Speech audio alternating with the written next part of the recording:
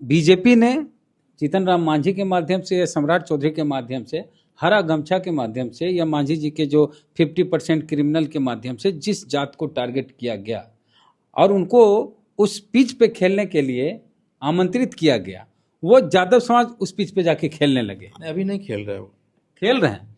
नहीं, कहीं कहीं बच्चे लोग कुछ कर रहे हैं। मैं उन लोगों से बात कर रहा हूँ ना। देखिए, यादव लोग पॉलिटिकल जाति के लोग हैं।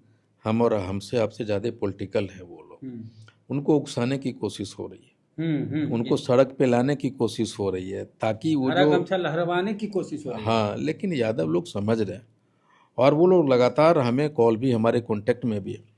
देखिए, यादव को बड़ी आसानी से आप इन सारे पिचों पे नहीं खेलवा सकते। तो खेल रहे हैं तो नहीं, कुछ लोग हैं जो उत्तेजित होते हैं। आपके बारे में भी बोला जाएगा तो उत्तेजित होंगे, ऐसा नहीं है, कुछ लोग तो होते ही होते हैं। लेकिन वो एक कंप्लीट पॉलिटिकल कास्ट है यादव, और सारी चीज़ों को समझ रहे हैं कि क्या हो रहा है, क्यों उनको उकसाने की कोशिश हो रहा है। लेकिन साथ में ये भी है, हर किसी जाति के एक सेंटिमेंट्स तो है, उसकी भावना तो है। लेकिन जब अगर आप पूरे बिहार में ये चीज़ें करने लगेंगे तो फिर घाटा उनको होने वाला है। क्योंकि आप जरा देखिए कि जब एक या पर्टिकुलर जाति करेंगे, जो बैकवर्ड सभी जातियां पिछड़ा थे पिछड़ा, उनको भी लगेगा नहीं यार यादव तो कुछ कर नहीं रहा है, उसको चढ़ा रहा है लोग, तो फिर हम लोगों की जो सिंपैथी है यादव के प्रति बढ़ेगा। सिंपैथी लेंगे तब न यादव जब खामोश रहेंगे, नहीं बेचारा टाइप दिखेंगे।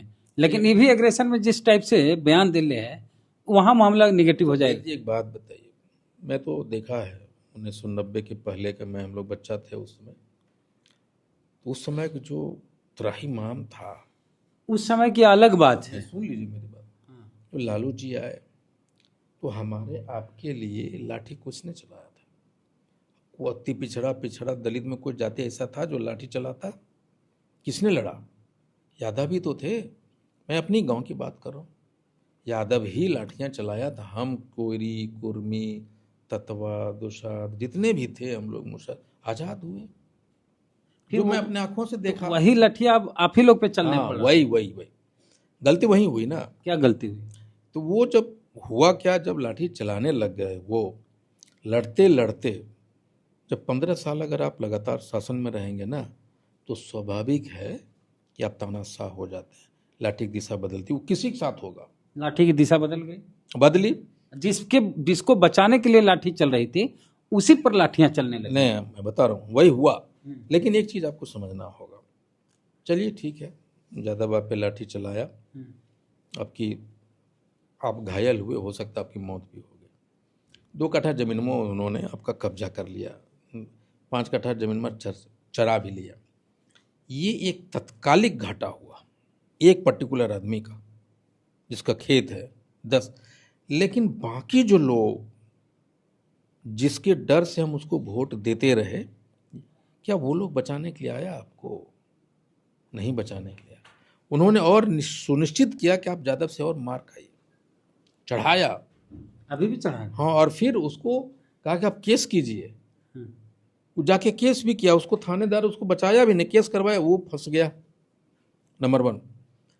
लेकिन इन सारे चीज़ों में आप देखेंगे कि हमारी रीढ़ की हड्डियां तोड़ दी गई। यादव तो लाठी मार के हाथ तोड़ देता था, लेकिन हमारी नस्लें की हड्डियों को तोड़ दी गई। इस बात को हम लोग नहीं समझे। तो अगर यादव समझदार हो जाए और 5 कट्ठा जमीन नहीं कब्जा करे, वो हो रहा किसी है। यही तो मैं कह रहा हूँ। पढ़ा लिखल यादव तो ठीक है, टाउन वाला। हमने हम उसको कहा है जातियों को कि अगर पूरे देश में जातियों की जनगणना हो तो यादव नंबर 1 पे आता है सबसे ज्यादा। पूरे देश में नहीं है, पूरे देश में नंबर 1 जाति जो है रविदास की है, क्योंकि यादव की आबादी बिहार में है, यूपी में है और मध्य प्रदेश में है। हाँ, लेकिन पूरे देश में ओवरऑल किसी एक जाति की जो सबसे आबादी है वो रविदास है। चलिए, उसके बाद कौन है? कुर्मी की बड़ी आबादी है, यादव भी है। मैं कह रहा हूँ कि अगर कुर्मी, यादव, ये सब नेशनल कास्ट है। ठीक है, रविदास